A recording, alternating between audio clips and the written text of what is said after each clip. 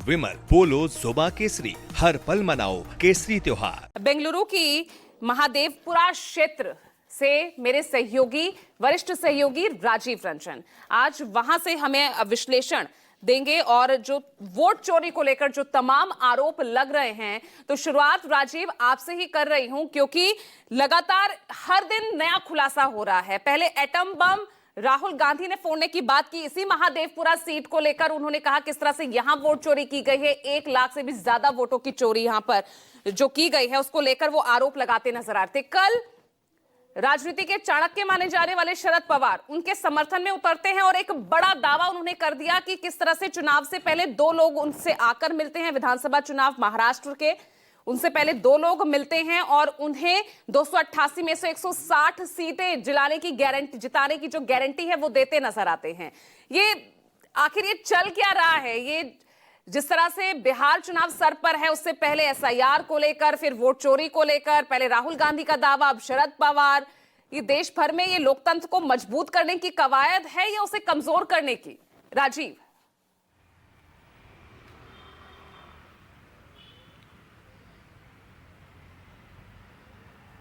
देखिए पूजा, देश अब उस मुहाने पर खड़ा है जिस पर चुनाव आयोग की निगाहें, चुनाव आयोग पर पूरे देश की जनता की निगाहें हैं। सारे सवाल जो शक की सुई उठ रही है वो चुनाव आयोग की तरफ जा रही है। ऐसे में चुनाव आयोग को अपनी पारदर्शिता, अपनी निष्पक्षता, अपने संवैधानिक दायित्व की जिम्मेदारी को पूरा करने का बहुत बड़ा भार उसके ऊपर है। मैंने आपके कार्यक्रम में पहले भी कहा था कि आज़ादी के बाद वोटों की हेराफेरी, चोरी, डकैती, बूथ कैप्चरिंग, धन बल के प्रभाव से चुनाव को प्रभावित करने का आरोप देश में जब से चुनाव हो रहे हैं तब से हो रहा है। लेकिन ये जो जिस तरह का आरोप लग रहा था, ये पॉलिटिकल पार्टीज या उस क्षेत्र के उम्मीदवार विशेष पर लगता था। लेकिन पहली बार ये आरोप चुनाव आयोग पर सीधे सीधे लगाया गया है कि वो सत्ता पक्ष के साथ गलबहियां करके वोटों में हेराफेरी कर रहा है, और ये बहुत ही गंभीर मसला है। जहां तक और इस मामले में हम आप या राहुल गांधी के आरोपों में कितना दम है, वो भ्रम फैला रहे हैं, क्या बातें, ये सारी चीज दूध का दूध, पानी का पानी साफ करने का दायित्व इलेक्शन कमीशन का है। अब बात आती है शरद पवार की।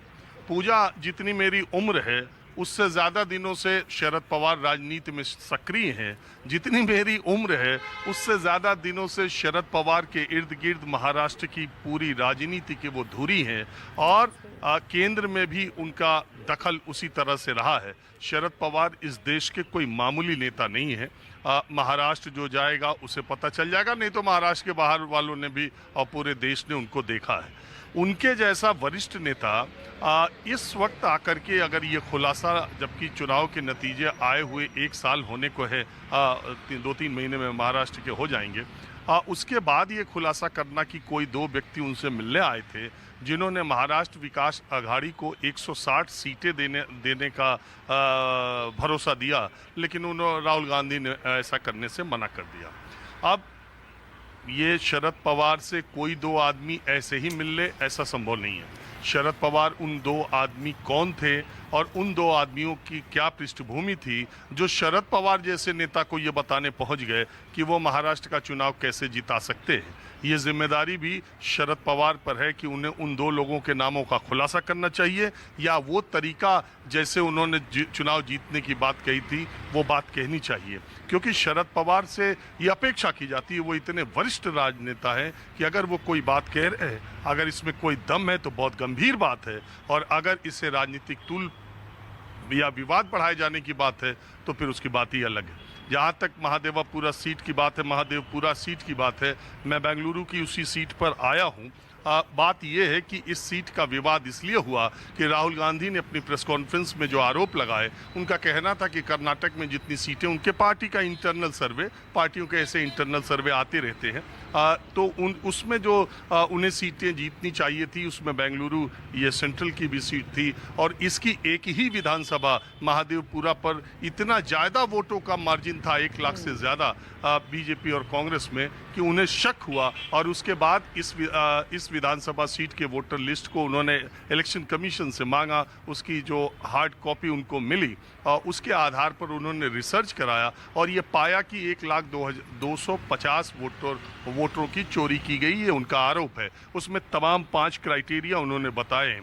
देखिए पूजा, जो नाम या जो पते उन्होंने बताए हैं, बात ये मैं साफगोई से कहता हूँ और आप भी जानते हैं, कार्यक्रम देख रहे बहुत सारे लोग जानते हैं।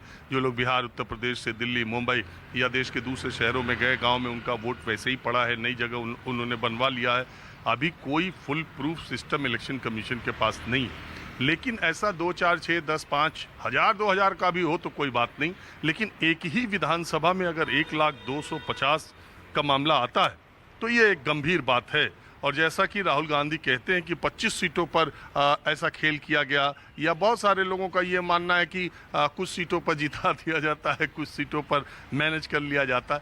ये सारी चीज़ें हम आपके 1 लाख लोगों तक जा सकते हैं, ना हम ये तस्दीक कर सकते हैं कि ये 1,02,50 जो राहुल गांधी कह रहे हैं वो सच ही बोल रहे हैं, ना हम ये कह सकते हैं कि राहुल गांधी झूठ बोल रहे हैं। ये सारी जिम्मेदारी इलेक्शन कमीशन की है। अभी ताज़ा विवाद क्या चल रहा है बिहार का, बिहार के SIR की जो प्रक्रिया हुई थी इलेक्शन, मैं खुद बिहार में आपके कार्यक्रम में कई बार बोल चुका, मैं खुद बिहार में 20 दिनों तक था, मैं 17-18 जिलों तक खुद गया। मुझे बड़ी हैरत और हंसी भी आती थी जब शाम को मैं एक प्रेस रिलीज इलेक्शन कमीशन का देखता था, इतने वोटर, इतना फॉर्म बट गया, इतना फॉर्म अपलोड हो गया। मुझे लगता था देखो दिल्ली से किस तरह से प्रेस रिलीज निकल रही है और ज़मीन पर किस तरह से फॉर्म भरे जा रहे हैं। मैं बार बार ये कहता हूँ कि मेरे कहने की बात नहीं है, बिहार की 7,90,00,000 वोटर है, वो अच्छी तरह जानते हैं कि BLO कितनी बार उनके पास आया, BLO कितनी बार उसने तस्दीक की, और BLOs इलेक्शन कमीशन की जो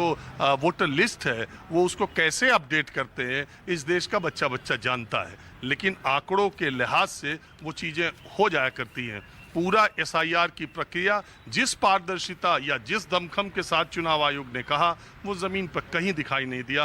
वो बिल्कुल अव्यवस्था की स्थिति थी, खामियों से भरपूर था, लेकिन आंकड़ों में आपने दिखा दिया और 65 लाख वोटर कट गए। अब इलेक्शन कमीशन 65 लाख वोटरों के नाम मांग रहा है। चुनाव आयोग का कहना है कि हमने वो शेयर कर दी पॉलिटिकल पार्टीज़ के साथ और सारी चीज़ों के साथ।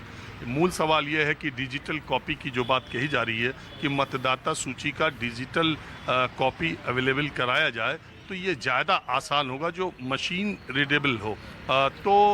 इसकी तस्दीक पॉलिटिकल पार्टीज़ भी कर। अब अगर आपको फिजिकली 65 लाख लोगों का पन्ना दे दिया जाए तो कितने लोग कहाँ पॉलिटिकल पार्टीज़ के लोग खोजेंगे, ये भी देखने वाली बात है। इलेक्शन कमीशन ने, आपको याद होगा कमलनाथ ने जब मध्य प्रदेश के चुनाव हुए थे तो उन्होंने चुनाव आयोग से डिजिटल कॉपी मांगी थी और उन्हें चुनाव आयोग ने निजता के आधार पर, प्राइवेसी के आधार पर देने से मना कर दिया था। वो सुप्रीम कोर्ट भी गए थे और सुप्रीम कोर्ट ने उनकी बात को मान लिया था।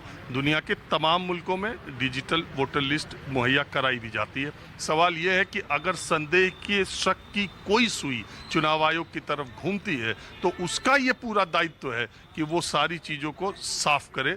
वैसे महादेवपुरा जो सीट है, इसने पूरे देश में चर्चा ले आने का काम किया है, क्योंकि एक ही सीट पर अगर 1 लाख लोगों की बात राहुल गांधी कर रहे हैं, वो झूठ बोल रहे हैं, वो सच बोल रहे हैं, आधा सच बोल रहे हैं, आधा झूठ बोल रहे हैं, ये हम आप या देश की जनता नहीं तय कर सकती। जब तक चुनाव आयोग इस चीज़ का सारे शक की पर्दा हटाता नहीं है, तब तक बात मुझे लगता है कि क्लियर नहीं होगी। बिल्कुल, और उसी के लिए चुनाव आयोग कह रहा है कि भाई आप अगर जो भी आरोप आप लगा रहे हैं, आप उसको लेकर आप हलफनामे पे हस्ताक्षर कीजिए।